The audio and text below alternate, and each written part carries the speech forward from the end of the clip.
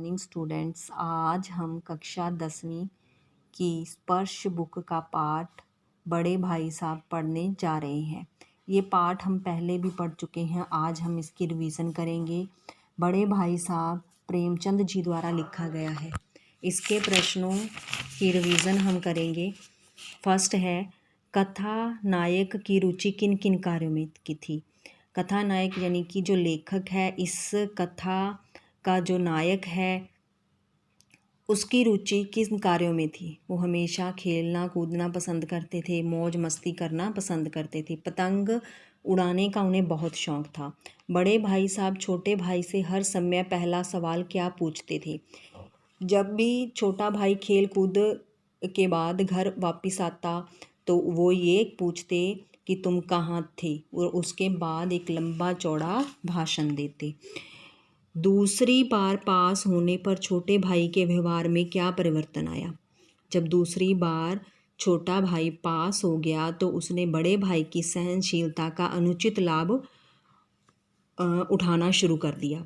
वह पहले से अधिक स्वच्छंद हो गया, यानी कि ज़्यादा खेल कूद में व्यस्त हो गया। वह अपना अधिक समय खेल कूद में ही लगाने लगा।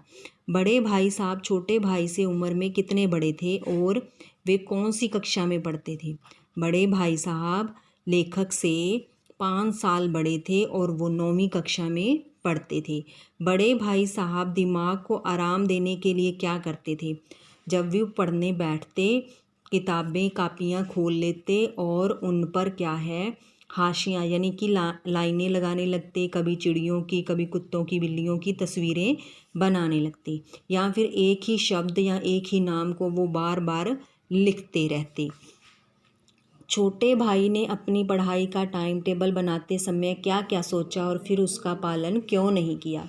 छोटे भाई ने जब टाइम टेबल बनाया तो उसमें हर विषय के लिए टाइम रखा, लेकिन खेल कूद के लिए कोई समय नहीं रखा।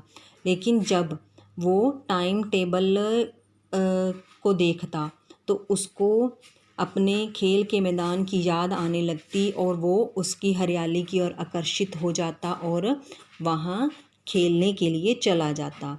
एक दिन जब गुल्ली डंडा खेलने के बाद छोटा भाई बड़े भाई के सामने पहुंचा तो उनकी क्या प्रतिक्रिया हुई। जब छोटा भाई गुल्ली डंडा खेल रहा था तो बड़े भाई साहब उसके सामने आ गए, तो बड़े भाई ने उसको खूब डांटा और कुछ लोगों की उदाहरण दी जो बहुत ही घमंडी थे। उन्होंने कहा कि रावण जैसे लोगों का घमंड भी अंत में चूर हो गया था। तुम ये मत सोचो कि तुम बिना पढ़े ही कक्षा में पास हो जाते हो तो हर बार ऐसा होगा। यह तो एक संयोग है। बड़े भाई साहब को अपने मन की इच्छाएं क्यों दबानी पड़ी। बड़ा भाई छोटे भाई से 5 साल बड़ा था। वो हमेशा अपने छोटे भाई के लिए एक ऐसा आदर्श बनना चाहता था जिसके अनुसार उसका छोटा भाई आगे बढ़े। वो चाहता था कि उसका छोटा भाई एक बड़ा विद्वान बने, इसीलिए वो अपने मन की सारी इच्छाएं दबा लेता था और उसके लिए एक उदाहरण बनना चाहता था। बड़े भाई साहब छोटे भाई को क्या सलाह देते थे और क्यों। बड़े भाई साहब छोटे भाई को हर वक्त पढ़ने की सलाह देते थे। छोटे भाई ने बड़े भाई साहब के नरम व्यवहार का क्या फ़ायदा उठाया। जब दूसरी बार छोटा भाई पास हो जाता है और बड़ा भाई फेल हो जाता है तो बड़े भाई के व्यवहार का वो खूब फ़ायदा उठाता है।